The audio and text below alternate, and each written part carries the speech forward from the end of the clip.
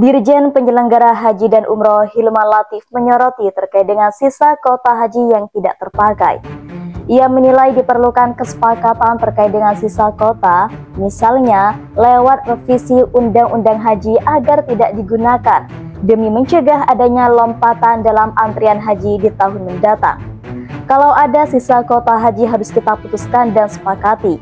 Jangan dipakai karena itu akan ada orang lompat-lompat, katanya melalui forum diskusi kelompok berjudul Membedah Permasalahan Penyelenggaraan Ibadah Haji yang digelar fraksi PKS DPR RI. Menurutnya, sisa kuota seharusnya tidak digunakan demi menjaga ketertiban antrian dan menghindari potensi temuan penyalahgunaan kuota haji.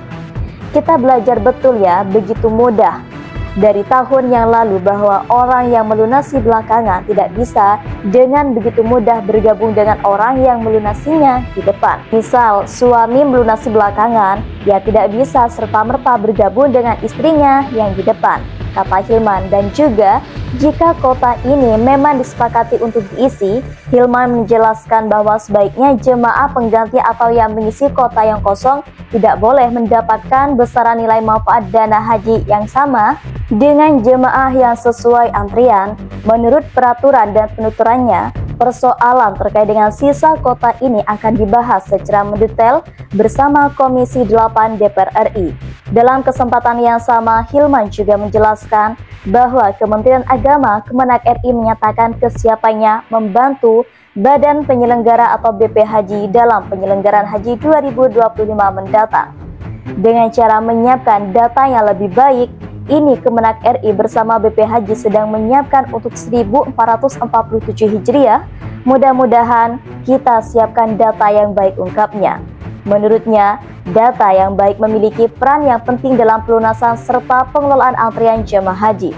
Dengan begitu, antrian menjadi lebih tertib dan akurat serta meminimalisir kendala teknis saat keberangkatan jemaah ke Saudi.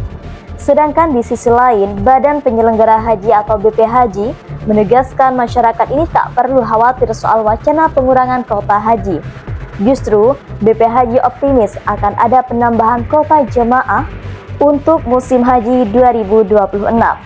Dhanil optimis karena kepercayaan dari pemerintah Arab Saudi semakin meningkat setelah Presiden Prabowo memutuskan membentuk badan setingkat kementerian khusus untuk pengurangan haji dan umroh. Langkah ini dinilai sebagai terobosan besar yang mendapat apresiasi dari Kementerian Haji dan Umroh Saudi. Karena menurutnya ya tidak banyak negara yang memiliki institusi khusus setingkat kementerian hanya untuk urusan haji.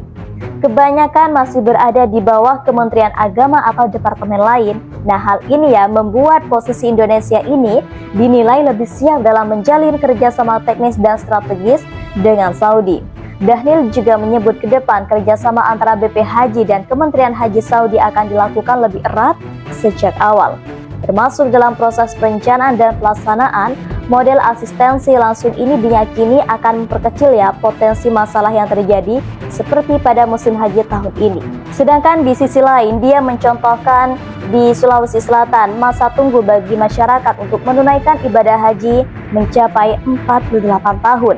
Kondisi tersebut membuat masyarakat yang berusia lanjut merasa kehilangan harapan menjalankan ibadah haji. Adapun Wakil Ketua Komisi 8 DPR Abdul Wahid mengungkapkan revisi Undang-Undang Haji akan menitik beratkan pada beberapa aspek krusial, termasuk pengelolaan asrama haji, penugasan petugas haji, dan investasi dana haji di Arab Saudi. Dia berpandangan bahwa kebutuhan investasi jangka panjang di sektor perhotelan dan catering perlu diatur dalam revisi Undang-Undang Haji untuk meningkatkan nilai manfaat bagi jemaah. Perubahan ini menyerap aspirasi terkait dengan perkembangan di Arab Saudi, termasuk kontrak, hotel, catering, dan armuzna. Arab Saudi kini membutuhkan kontrak jangka panjang, tidak lagi tahunan, kata politikus Partai Gerindra itu. Potensi penerangan jangka panjang dan juga kebijakan haji mandiri, Marwan juga mengungkapkan terdapat rekomendasi untuk mengatur potensi penerapan kebijakan haji mandiri. Menurut dia ya, hal tersebut ini menjadi tantangan tersendiri bagi penyelenggara haji di Indonesia. Dia mengingatkan skema baru seperti haji mandiri dapat menggeser minat jemaah dari haji khusus dan furoda ke sistem haji mandiri, yang mana dianggap lebih fleksibel. Dia memandang hal itu akan berdampak pada pengelolaan keuangan haji. Jika Arab Saudi membuka haji mandiri, pada pola keberangkatan akan berubah. Jemaah yang selama ini memilih furoda bisa beralih ke haji mandiri, ujarnya.